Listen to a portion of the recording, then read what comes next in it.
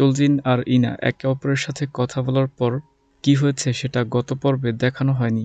তো তারপর চলজিন মাছ ধরতে গভীর সমুদ্রে যায় আর ফিশ ফ্রাই খেয়ে সেখানে টানটান হয়ে শুয়ে থাকে। এর কিছুক্ষণ পর একটা অপরিচিত লোক পিছন থেকে হেঁটে হেঁটে চলজিনের দিকে আসে।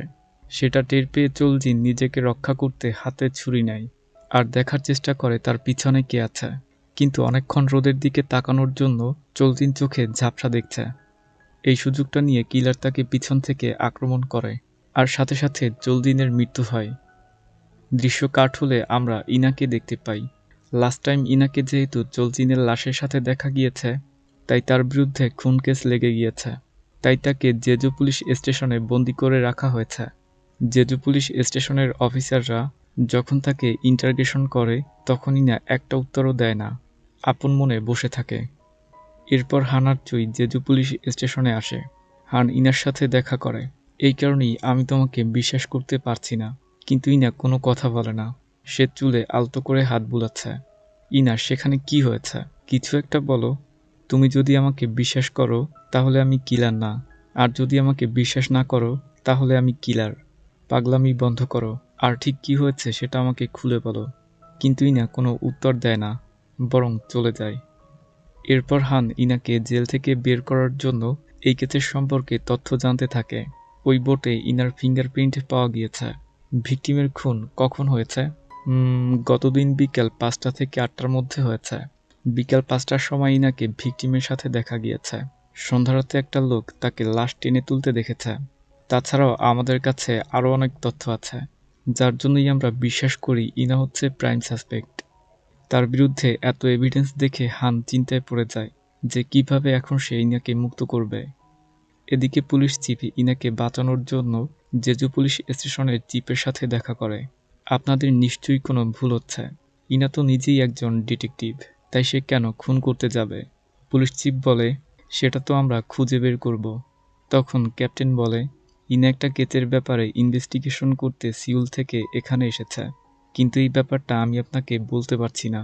বলতে না চাইলে কোনো সমস্যা নেই, কিন্তু যার খুন হয়েছে সে একজন নামিদামি লোক ছিল। তো পুলিশ চিফের সাথে কথা বলে কোনো লাভ হয় না। তাই তারা দুজন ইনার সাথে দেখা করে। তুমি সেখানে কি করছিলে, আর আমাদের কাছ থেকে কি লুকাচ্ছ? তখন ইনা বলে, তোমার কেন মনে হচ্ছে আমি তোমার কাছ থেকে কিছু একটা লুকাচ্ছি? তুমি তো শুরু থেকেই আমাকে সন্দেহ করছো। আমাকে জেলে দেখে তো তোমার খুশি হওয়ার কথা। তখনই সেখানে হান চলে আসে। তুমি কি জানতে পেরেছ খুনের সময় ইনা কোথায় ছিল, বা কোনো সিসিটিভির ফুটেজ খুঁজে পেয়েছ? আমরা ওই এলাকার সিসিটিভির ফুটেজ চেক করে দেখতেছি। কোনো না কোনো ক্লু ঠিক খুঁজে বের করব, যার মাধ্যমে আমরা এখান থেকে বের হতে পারবো। দৃশ্য পরিবর্তন হয়। তখন আমরা ইনার মনোরোগ বিশেষজ্ঞ ডাক্তারকে দেখতে পাই। ইনা তার কাছ থেকেই মানসিক রোগের ট্রিটমেন্টে নিচ্ছে। সে তার বয়ফ্রেন্ডের সাথে জেজু আইল্যান্ডে একটা সেমিনারে এসেছে। তো হান তাকে কল করে থানায় আসতে বলে, যাতে সে ইনার কাছ থেকে কোনো তথ্য বের করতে পারে। ইনা তার ডাক্তারকে এখানে দেখে অবাক হয় আর বলে, হান তোমাদেরকে এখানে পাঠিয়েছে, তাই না? তো ইনা তাদের কাছে কোনো কিছুই বলে না, আর হানকে বলে সে আমাদেরকে কিছুই বলেনি, কিন্তু ইনা আপনাকে এই পাজেলটা দিয়েছে। তো হান পাজেলটা দেখে, কিন্তু এবারের পাজেলটা অনেক অদ্ভুত। পাজেলটা পাওয়ার পর হান সোজা ইনার সাথে দেখা করে। তুমি এই পাজেলটা কখন পেয়েছ? এটা কি চলজিনের মৃত্যুর পর পেয়েছ, নাকি মৃত্যুর আগে পেয়েছ? তুমি কেন কোনো কথা বলছো না? তো হান এক্সাইটেড হয়ে গিয়েছে, তা দেখেই না মজা নেয় আর হাসে। জেল থেকে বের হয়ে আমি তোমাকে সবকিছুই বলবো। এটা আমার এলিবি। তো এলিবি হচ্ছে একটা আইনি শব্দ, যার দ্বারা কোনো ব্যক্তি অপরাধের দায় থেকে নিজেকে বাঁচাতে পারে। এক কথায়, অপরাধ হওয়ার সময় আমি সেখানে ছিলাম না, আমি অন্য কোথাও ছিলাম। তো এই কার্ডে একজন ট্যাক্সি ড্রাইভারের ফোন নাম্বার ছিল, আর ওই ট্যাক্সি ড্রাইভার হচ্ছে ইনার এলিবি। তো হান কার্ডটা নেয়। এরপর আমরা ইয়াংকে দেখতে পাই। সে পুলিশ চিফের অফিসে এসেছে। তারা এই সিরিয়াল কিলিংয়ের ব্যাপারে কথা বলছিল। ইনা ঠিক কথাই বলেছে, একজন সিরিয়াল কিলার এই খুনগুলো করছে। না জানি তার নেক্সট টার্গেট কে। এদিকে আমরা হান আর ইনাকে দেখতে পাই। খুনের সময় যেহেতু ইনা ট্যাক্সি ড্রাইভারের সাথে ছিল, তাই তাকে ছেড়ে দেওয়া হয়। তুমি কি এখন আমাকে বলবে যে কিভাবে তুমি এইসবের মধ্যে ফেঁসে গিয়েছ? ইনা বলে, 2 দিন জেলে থাকতে বেশ ভালোই লেগেছে। মজা করো না, বলো কি হয়েছিল? আমি কিভাবে এই পাজেল পিসটা পেলাম? চলজিনের সাথে কথা বলে যখন আমি ফিরে যাচ্ছিলাম, তখন একটা ডেলিভারি লোক এসে আমাকে এই পাজেলটা দিয়ে চলে যায়। তারপর আমার সন্দেহ হয়। এর জন্য আমি চলজিনের বোটে যাই আর দেখতে পাই তাকে মেরে পানিতে ফেলে দেওয়া হয়েছে। লাশের সাথে যেহেতু আমাকে দেখা গিয়েছে, তাই সবাই আমাকে খুনি ভেবেছে। কিন্তু কথা হচ্ছে, কিলার জানলো কি করে তখন আমি জেজু আইল্যান্ডে ছিলাম? আর কিভাবে জানলো যে আমি কোন ট্যাক্সিতে আছি?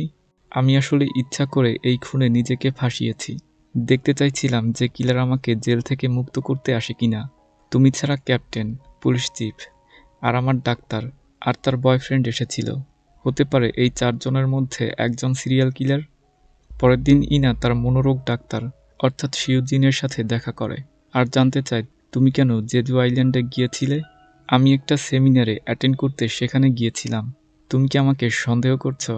তো এটা শুনেই না বাচ্চাদের মতো করতে থাকে। এরপরই না সিউজিনের বয়ফ্রেন্ডের সাথে দেখা করতে যায়, কিন্তু সে তার ডেস্কে ছিল না। অন্যদিকে আমরা হানকে দেখতে পাই। সে ক্যাপ্টেনের সম্পর্কে তথ্য জানার জন্য একজন পুলিশের সাথে দেখা করে। ক্যাপ্টেন তো খুবই ভালো একজন মানুষ, কিন্তু সে তার পার্সোনাল ইনফরমেশন কারোর সাথে শেয়ার করে না। সে আমার সাথে খুব কমই ড্রিঙ্কস করে আর প্রত্যেকবারই কোনো না কোনো অজুহাত দিয়ে চলে যায়। 10 বছর আগে রাতে আমরা যখন ড্রিঙ্কস করছিলাম, তখন হঠাৎ করেই সে চলে যায়। যাওয়ার সময় আমাকে বলে তার ভাই নাকি বিপদে পড়েছে, তাই সে সেখানে যাচ্ছে। হান বলে, কিন্তু ক্যাপ্টেনের তো কোনো ভাই নেই, সে তো এতিমখানাতে বড় হয়েছে। যা শুনে এই পুলিশ অফিসারও চিন্তায় পড়ে যায়। তাহলে সে কেন আমার সাথে মিথ্যা কথা বলল? এটা সেই দিন রাতের কথা ছিল, যেদিন রাতে পুলিশ চিফ ডংহুন খুন হয়েছিল। তখন আমি দেখতে পাই অনেকগুলো পুলিশের গাড়ি ডংহুনের বাড়ির দিকে যাচ্ছে। ঠিক সেই সময় ক্যাপ্টেন ফিরে আসে। তখন তার চোখে মুখে ভয় আর আতঙ্ক বিরাজ করছিল। সবকিছু শুনে হান সেখানে যায়, যেখানে বসে তারা ড্রিঙ্কস করছিল। আর ওই বার থেকে ডংহুনের বাড়িতে যেতে মাত্র 1 মিনিট সময় লাগে। তাই সেই দিন রাতে খুন করার জন্য কিলার হাতে পর্যাপ্ত সময় পেয়েছিল। এরপর আমরা দেখতে পাই ইয়াং এই কেসের প্রধান ইনাকে বানিয়ে দিয়েছে, অর্থাৎ ইনা এখন হচ্ছে এই টিমের লিডার। তারপর ইনা ওই পাজেলগুলো দেখিয়ে সমস্ত ইনফরমেশন তাদের সাথে শেয়ার করে। প্রতিটা পাজেল এক একটা খুন নিশ্চিত করে। আমরা এখন পর্যন্ত 6টা পাজেল পিস পেয়েছি, যেগুলো এক করে বোঝা যাচ্ছে এই পাজেলটার সম্পূর্ণ হতে আরও 3টা পাজেলের টুকরার দরকার হবে, যা নিয়ে পাজেলের মোট সংখ্যা দাঁড়াবে 9টিতে।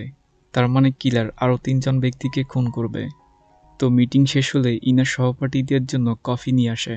কিলার জানতো আমি চলজিনের সাথে দেখা করতে জেজু আইল্যান্ডে যাব। আচ্ছা, তোমাকে কেন কিলার পাজেল পিস পাঠাচ্ছে? কারণ তার রেখে যাওয়া পাজেলের টুকরাগুলো একমাত্র আমি নোটিশ করেছি, তাই সে আমাকে পাজেল পিসগুলো পাঠাচ্ছে। তো নিজের টিম মেম্বারদের সাথে কথা বলে ইনা হানের সাথে দেখা করতে যায়। যে 4 জন আমাকে মুক্ত করতে জেজু আইল্যান্ডে গিয়েছে, তাদের মধ্যে কেউ এই সিরিয়াল কিলার। 4 জন নয়, একজন লোক। চলদিন খুন হওয়ার দিন কে জেজু আইল্যান্ডে গিয়েছিল? আর যেদিন রাতে তোমার চাচা খুন হয়েছিল, তখন ক্যাপ্টেন ওই এলাকার একটা বারে ছিল, যেখান থেকে তোমাদের বাড়িতে যেতে সময় লাগে মাত্র 1 মিনিট। ইনা বলে, তুমি কি শিওর ক্যাপ্টেন এই সব কিছুর পিছনে জড়িত?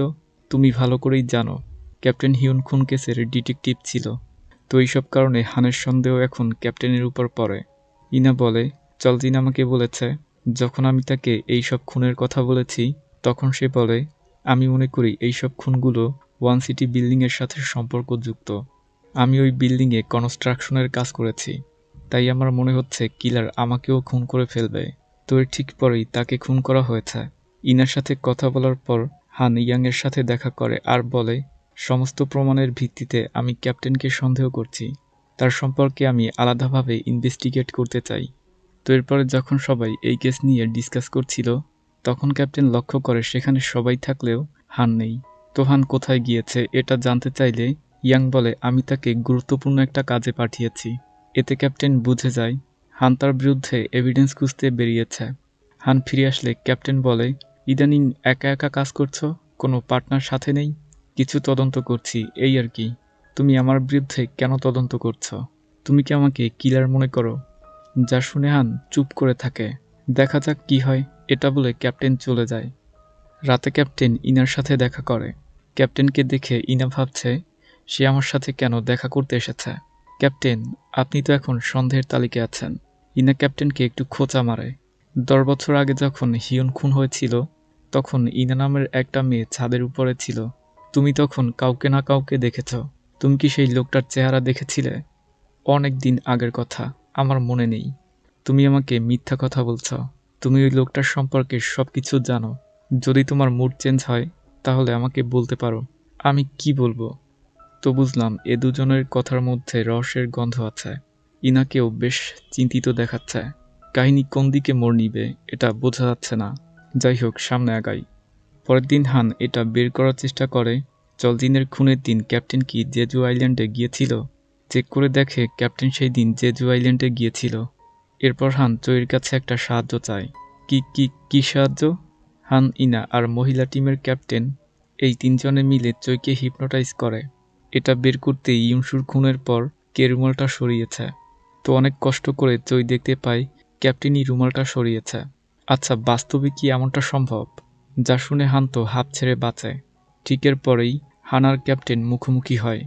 ক্যাপ্টেন কোটের পকেট থেকে ওই রুমালটা বের করে, আর সাথে সাথে স্ক্রিন ব্ল্যাক হয়ে যায়। এর মানে এই এপিসোডটা এখানেই শেষ হয়ে যায়।